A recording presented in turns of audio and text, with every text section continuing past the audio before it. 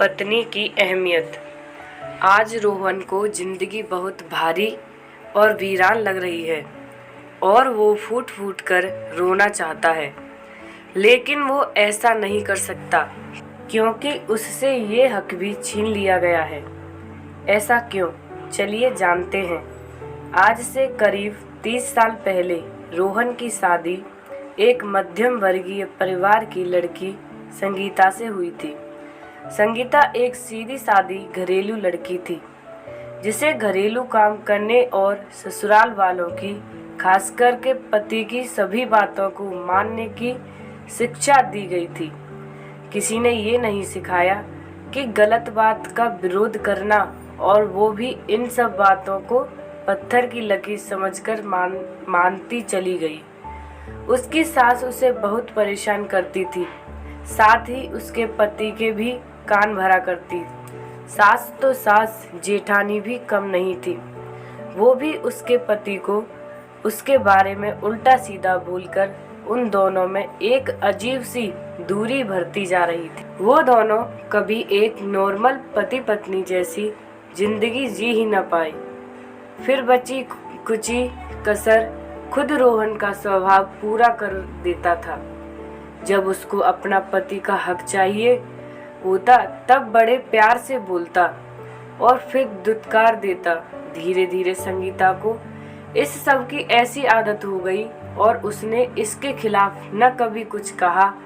इस बीच में वो 2 बच्चों की माँ भी बन गई। बस उसे जो थोड़ी बहुत खुशी जो मिलती थी वो उसके बच्चों के साथ ही मिलती थी। वो भी उसके पति और ससुराल वालों को मंजूर नहीं था। वो सब सारे दिन उसके बच्चों को भी उसके खिलाफ भरने की कोशिश में लगे रहते। लेकिन उसकी किस्मत अच्छी थी कि बच्चे उसकी तकलीफ समझते थे और हमेशा उसके साथ खड़े रहते थे। इस वजह से न तो ससुराल वालों ने और न ही रोहन जी ने उन बच्चों को भी प्यार दिया। धीरे धीरे समय बीत गया, बच्चे जवान हो गए, पर रोहन का स्वभाव नहीं बदला। हाँ, संगीता जी ने परवाह करनी छोड़ दी और अपने बच्चों में ही मन रमा लिया। बच्चे भी उन्हें जीव जान से प्यार करते थे। अब धीरे धीरे रोहन को संगीता जी की अहमियत समझ आने लगी थी और वो उनके पास बैठकर उनसे बात करना चाहता था। लेकिन जिस लड़की को उन्होंने कभी प्यार नहीं दिया, कभी इज्जत नहीं दी, वो मन से उनसे बहुत दूर हो गई थी। वो उनका सब काम करती, लेकिन सिर्फ जिम्मेदारी समझकर, और वो अब कुछ नहीं कहती थी।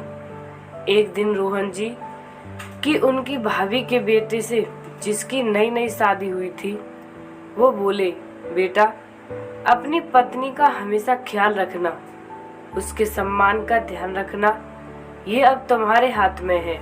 ये सुनकर उनकी भाभी ने जोर से बोला, लो देखो कौन बोल रहा है, जिसने खुद ने कभी अपनी पत्नी को प्यार और इज्जत नहीं दी।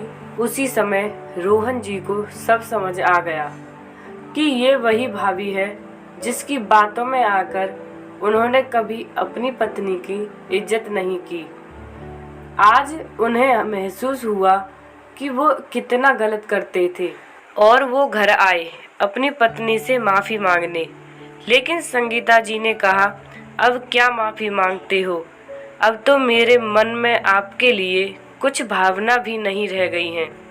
और उनका हाथ पकड़कर बोली, आप अपने अहम में इतने चूर रहे कि अब मैं बीमार रहने लगी हूँ, ये भी आपको पता नहीं लगा। और अपने बच्चों को बुलाकर बोली कि इस इंसान ने मुझे कभी अपनी पत्नी नहीं समझा। ये शादी मैंने अकेली ने निभाई, इसीलिए अगर मुझे कुछ हो जाए तो इन्हें ना तो मेरे हाथ लगाने देना और न ही मेरा मुंह देखने देना। हाँ, ये तुम्हारे पिता हैं, इसीलिए इनका ख्याल रखना, लेकिन मैं नहीं चाहती कि ये मेरे शरीर को हाथ भी लगाएं। यही इनकी सज़ा है। और फिर अगले दिन सुबह जब उनकी बहू उन्हें चाय के लिए उठाने आई तो पता चला कि वो रोते हुए उनके बच्चों ने उन्हें दूर बैठा दिया और कहा, नहीं पापा, हमारी माँ की ये अंतिम और पहली इच्छा थी। इसे तो हम पूरी जरूर करेंगे। आप ना तो उनके दर्शन करेंगे और ना उन्हें हाथ ही लगा सकते हैं। रोहन जी अब कुछ नहीं कर सकते थे। कभी कभी हम दूसरों की बातों में और अपने अहम में अपने रिश्तों को बर्बाद कर लेते हैं, और जब समझ आती है हमारे हाथ में सिर्फ पछतावा रह जाता है। अगर मेरी कहानी पसंद आए तो लाइक और कमेंट करें। धन्यवाद।